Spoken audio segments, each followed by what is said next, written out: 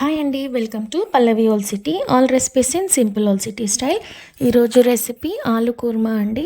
సింపుల్గా చేసుకునే ఆలు కుర్మా చపాతీకి, పూరి కాంబినేషన్కి, అలాగే బగారా రైస్ కాంబినేషన్కి కూడా చాలా బాగుంటుంది.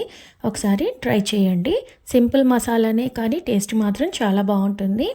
ముందుగా స్టవ్ పైన ప్యాన్ పెట్టేసి అది హీట్ ఎక్కాక కొంచెం నువ్వులు, అలాగే కర్బూజా గింజలు 2 టీ స్పూన్ అంత వేయాలి.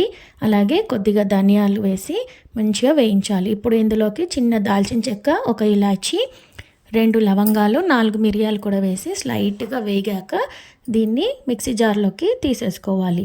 ఇప్పుడు అదే ప్యాన్ లోపలికి 2 టేబుల్ స్పూన్ అంత కొబ్బరి పొడిని కూడా వేసి స్లైట్గా వాసన పోయేంత వరకు వేయించాలి.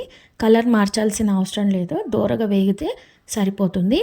ఇప్పుడు ఇది కూడా తీసేసేయాలి. ఇప్పుడు ఇదే ప్యాన్లో 3 కట్ చేసుకున్న మీడియం సైజు ఆనియన్స్ని కూడా వేసి 1 స్పూన్ ఆయిల్ వేసి మంచిగా వేయించాలి. వీటికి కొద్దిగా కలర్ మారి కొంచెం ఉడికినట్టు అవ్వగానే వీటిని కూడా తీసేసి చల్లారనివ్వాలి. వీటిని బాగా వేయించుకోవాలండి. స్లైట్గా కలర్ చేంజ్ అయితే సరిపోతుంది, ఎక్కువగా మగ్గించాల్సిన అవసరం లేదు. సో స్లో మంట పైన వీటిని వేయించాలి. ఆనియన్స్ అన్నిటిని కూడా చూడండి, ఈ కలర్ వచ్చేసింది కదా, ఇలా అయితే సరిపోతుంది. ఇప్పుడు ఇదే ప్యాన్ లోపలికి 3 మీడియం సైజు టమాటోస్ని కూడా కట్ చేసి వీటిని కూడా వేయించాలి.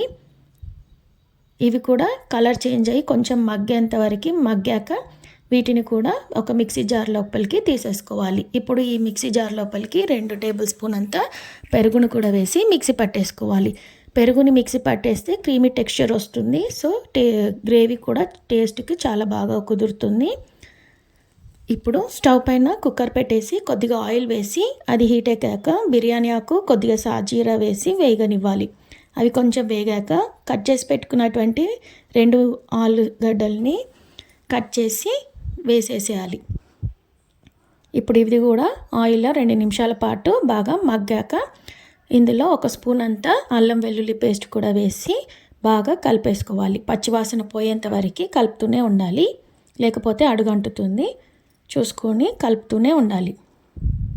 ఇప్పుడు ఇది కొంచెం వేగాక కొద్దిగా కలర్ మారినట్టు అనిపించగానే మనం రుబ్బి పెట్టుకున్నటువంటి మసాలా పేస్ట్ని అంతా కూడా వేసి ఒకసారి బాగా కలిపేసేయాలి.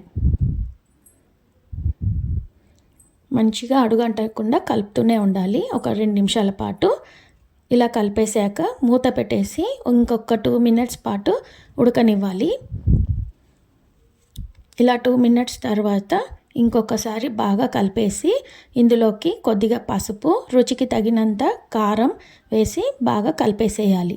అడుగంటకుండా చూసుకోవాలి, అందుకనేసి మీడియం ఫ్లేమ్లోనే కుక్ చేయండి. బాగా కలిపేసుకున్నాక ఇందులోకి నేను చూపిస్తున్నంతగా కొద్దిగా ధనియాల పొడి కూడా వేసి బాగా కలిపేయండి. మళ్ళీ ఇదంతా ఒకసారి కలిసిపోయాక ఇప్పుడు మనం మసాలా పేస్ట్ చేసాక మిగిలిన దాంట్లో కొంచెం వాటర్ వేసి అది కూడా ఈ వాటర్ని పోసేసి మూత పెట్టి ఒక 2 మినిట్స్ ఉడకనివ్వాలి. ఇప్పుడు ఒక 2 మినిట్స్ తర్వాత మన రుచికి తగినంత ఉప్పును కూడా వేయాలి. ఇది ఉడికేటప్పుడు పక్కన పెట్టేసి మరోసారి ప్యాన్ పెట్టేసి కస్తూరి మేతిని 1 స్పూన్ అంత వేసి స్లైట్గా వేయించాను. వేయిస్తే వాసన బాగా వస్తుంది, టేస్ట్ కూడా ఎన్హాన్స్ అవుతుంది. సో అలా వేడి చేశాక దానికి కూడా ఇప్పుడు మసులుతున్నటువంటి ఆలు కర్రీ లోపలికి వేసి ఇంకొక 5 మినిట్స్ లో ఫ్లేమ్ లోపలికి ఉడికించాలి. అంతేనండి, సింపుల్ రెసిపీ ఆలు కుర్మా. చాలా బాగుంటుంది. నచ్చితే like, share and subscribe Pallavi old city. And thanks for watching Pallavi Old City.